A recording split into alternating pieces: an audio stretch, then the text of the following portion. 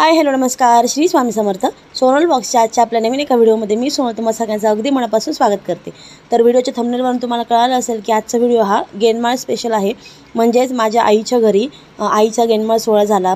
श्री तुळजाभवानीची माळ परडी आणि आई काळूबाईचा गेनमाळ सोहळा असा कार्यक्रम 30 तारखेला म्हणजेच 30 मेला शुक्रवारी पार पडला. तर त्याचाच हा व्हिडिओ मी तुमच्यासाठी शूट केलेला आहे. त्याचबरोबर जर कोणाला गेनमाळ कार्यक्रम कोणी पाहिला नसेल किंवा कोणाला त्याबद्दल काही आयडिया नसते, माहिती नसते, तर त्यांना या व्हिडिओमधून गेनमाळ पाहण्याचं भाग्य लाभेल. आता खरं तर वेगवेगळ्या भागामध्ये गेनमाळीच्या वेगवेगळ्या पद्धती असतात, पण गेनमाळ म्हणजे काय की नेमकं देवाशी लग्न लावणं म्हणजेच गेनमाळ. आता आपण कसं लग्न म्हणजे काय की पती पत्नी वगैरे असं आपल्याला सगळ्यांना माहिती आहे की अरेंज मॅरेजमध्ये दोन अनोळखी व्यक्तींचं लग्न होतं आणि लग्नानंतर ती पत्नी त्या नवऱ्याच्या नावाने आपल्या कपाळावरती सौभाग्याचं कुंकू लावते, गळ्यात मंगळसूत्र घालते आणि आयुष्यभर त्या पतीशी एकनिष्ठ राहते. म्हणजे बाकी इतर कोणतंही नातं पती पत्नीच्या नात्यांच्या म्हणजे काय बोलतो आपण की सगळ्यात म्हणजे आपल्याला महत्त्वाचं वाटतं पती पत्नीचं नातं. बाकी सगळे आई वडील सासू सासरे बाकी जे काही नाते असतात ती सगळे त्या सगळ्यांपेक्षा मजबूत नातं पती पत्नीचं आहे असं लग्न झाल्यानंतर आपल्याला वाटतं. त्याच पद्धतीने देवाशी लग्न लावलं जातं गेनमाळीमध्ये. देवाशी लग्न लावलं जातं म्हणजे काय की भक्त आणि जो परमेश्वर आहे तर त्या एकरूप होतात. म्हणजे आयुष्यभर गेनमाळ केल्यानंतर मी आता तुझा सेवक होऊन राहील आणि तुझी सेवा करेल अशा पद्धतीचं भावना त्या भक्ताच्या मनामध्ये तयार होते आणि गेनमाळीचा कार्यक्रम पार पडतो. तर अशाच पद्धतीने माझ्या आईच्या घरीसुद्धा छान असा उत्कृष्ट पद्धतीने गेनमाळीचा कार्यक्रम संपन्न झाला आणि त्याचा व्हिडिओ तुमच्यासाठी मी या ठिकाणी घेऊन आलेले आहे. त्याचबरोबर हा व्हिडिओ यूट्यूबला टाकण्यामागचं कारण असं की आयुष्यभर आपल्याला म्हणजे जेव्हा जेव्हा कधीही आठवण येईल तेव्हा तेव्हा आपण व्हिडिओ जाऊन पाहू शकतो. यूट्यूबला आठवण म्हणून एक ते ठेवू शकतो सेफली. तर चला आता जास्त वेळ न घालवता व्हिडिओला सुरुवात करूया. तर सगळ्यात अगोदर तुम्ही पाहिलं की भाग वगैरे बांधून ठेवला होता. आता सगळ्यात अगोदर सांगते सुरुवातीला की मला याबद्दल जास्त माहिती नाही आहे. जेवढं मी हा कार्यक्रम पहिल्यांदाच पाहिला होता अगदी जवळून, घरचाच असल्यामुळे म्हणजे पूर्ण वेळ माझा त्यातच गेला. पण जेवढं मला काही त्यातून कळालं, जेवढी माहिती मला घेता आली त्यानुसार मी तुम्हाला या व्हिडिओमधून सांगते. सगळ्यात अगोदर भाग वगैरे बांधला ते तुम्हाला व्हिडिओच्या सुरुवातीला दिसलं असेल. आता लग्न लावणार म्हणजेच सगळे विधी लग्नासारखेच असतात. तर या ठिकाणी हळदसुद्धा लावली जाते गेनमाळ ज्याची आहे त्या व्यक्तीला. तर या ठिकाणी हळद दळून घेतली. त्यानंतर आम्ही आई काळूबाईचा मुखवटा तयार करून घेतला होता. तर तो मुखवटा दुपारी घरी आणला दुकानातून, सोनाराच्या दुकानातून. आणि त्यानंतर मग त्याला असं पंचामृताने वगैरे छान व्यवस्थित आंघोळ घालून देवाची मस्त अशी छान पूजा करण्याची सुरुवात झाली. आता मुखवटा आणल्यानंतर त्याला आपल्याला देवी उभं करायची होती. त्यासाठी तो मुखवटा सजवणं गरजेचं होतं. आणि तुम्ही पाहताय की हा जो मुखवटा घेऊन थांबलेला आहे तर तो आहे राज आणि तोच आता देवीचं मुखवटा वगैरे सगळं सजवणार आहे. देवी उभी करणार, देवीला साडी वगैरे नेसवण्याचं काम अतिशय छान पद्धतीने राजने केलेलं आहे. त्याबद्दल राजचे खूप खूप आभार. आता या ठिकाणी पाहता तुम्ही की सगळे पाहुणे मंडळी जमली होती आणि छान असं हळूहळू येत होते एक जण आणि संध्याकाळपर्यंत भरपूर पाहुणे जमले होते. आणि त्याचबरोबर या ठिकाणी बघा डेकोरेशनसाठीची तयारी चालू होती. सगळे जे काही आजीबाई होत्या किंवा ज्यांना असं जास्त हे धावपळीचं काम नाही जमलं तर त्यांना बसल्या बसल्या ठिकाणी अशी फुलांची पाकळ्या वगैरे वेगळं करण्याचं किंवा हार बनवण्याचं वगैरे काम दिलं होतं. आणि ही माझी मैत्रीण राधा, तर तिनेसुद्धा माझ्यासोबत 2 दिवस अगदी मनापासून धावपळ केली. तिचीसुद्धा खूप धावपळ झाली. ते राधा तुलासुद्धा थँक्यू सो मच. तर इकडे राजने मुखवटा छान असं सजवायला सुरुवात केली होती. तर तुम्ही पाहताय फायनल लुक तुम्हाला व्हिडिओच्या शेवटी किंवा व्हिडिओमध्ये नक्कीच पाहायला मिळणार आहे की देवी कशा पद्धतीने सजवली. त्यामुळे व्हिडिओ शेवटपर्यंत नक्की पहा, अर्ध्यावरती सोडून जाऊ नका. तर अशा पद्धतीने तो पाहतो एक स्टेप बाय स्टेप त्याला जसं तो करत होता तसं मी थोडं शूट करत होते या ठिकाणी. तर त्याने मस्त असा देवीचा मळवट वगैरे भरला, छान टिकली वगैरे लावून मस्त आय लॅशेस वगैरे सगळं असं हे करून नंतर ज्वेलरी वगैरे साडी वगैरे वेअर करून एकदम म्हणजे सुबक अशी छान देवी सजवली होती आणि खूप भारी वाटत होतं. देवीची मूर्ती पाहून अगदी मनाला प्रसन्नता वाटत होती. त्यानंतर मग आम्ही देवीची मिरवणूक काढली. संध्याकाळी 5 पावली जे आपण म्हणत होतं ते या ठिकाणी तुम्ही आता पुढचा व्हिडिओ कंटिन्यू करून पहा.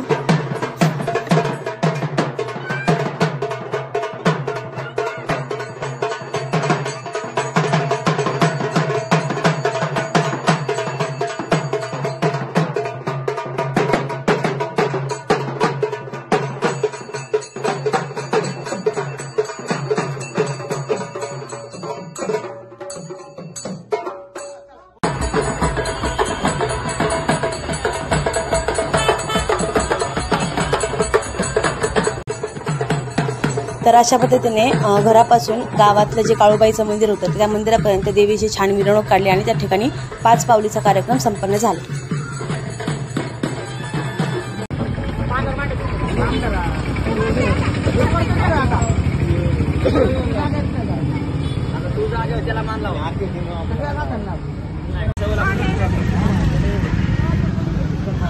तर 5 पावलीच्या कार्यक्रमापासूनच वारे घ्यायला सुरुवात होते आणि या ठिकाणी सुद्धा तुम्ही पाहू शकता की बऱ्याच जणांची वारे घेण्यात आली.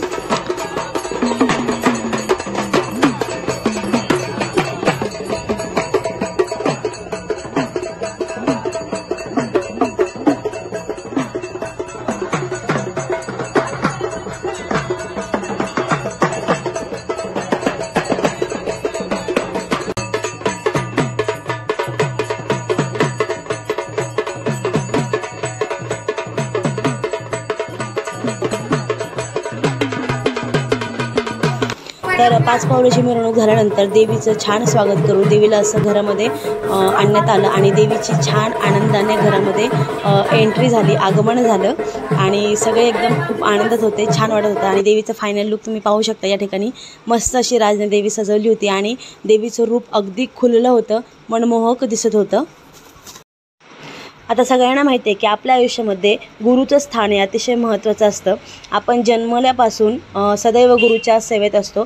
आपली आई ही आपली गुरु असते. आपण शाळेत जातो त्या ठिकाणी सुद्धा आपले गुरु आपल्याला शिकवत असतात. त्याच पद्धतीने अगदी गेनमाळ करण्यासाठी सुद्धा गुरुच्या हस्तेच गेनमाळीचा कार्यक्रम पार पडतो आणि गुरुवर्य हे अतिशय महत्त्वाचे स्थान निभावतात. त्यामुळे आमचे गुरुवर्य श्री अमोल भाऊ तरटे यांचं असं छान पद्धतीने स्वागत करण्यात आलं.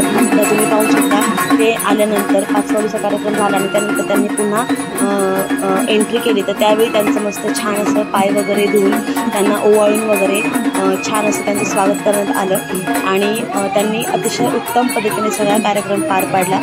सगळ्यांच्या साथीने, सगळ्यांच्या सहकार्याने हा कार्यक्रम अतिशय छान असा पार पडला आणि कसलीच उणीव राहू दिली नाही.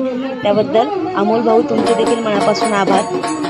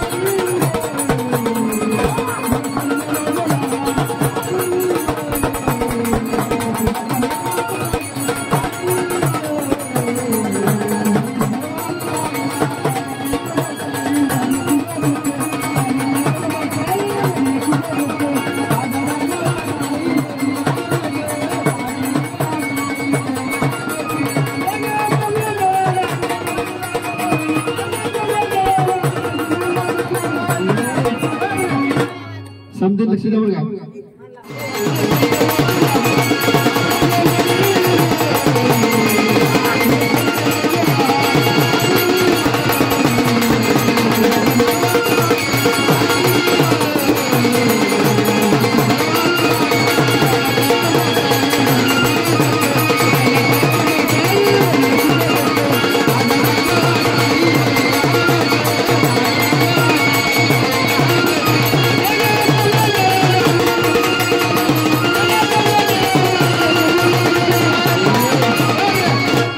समजेल लक्ष द्या बरं का.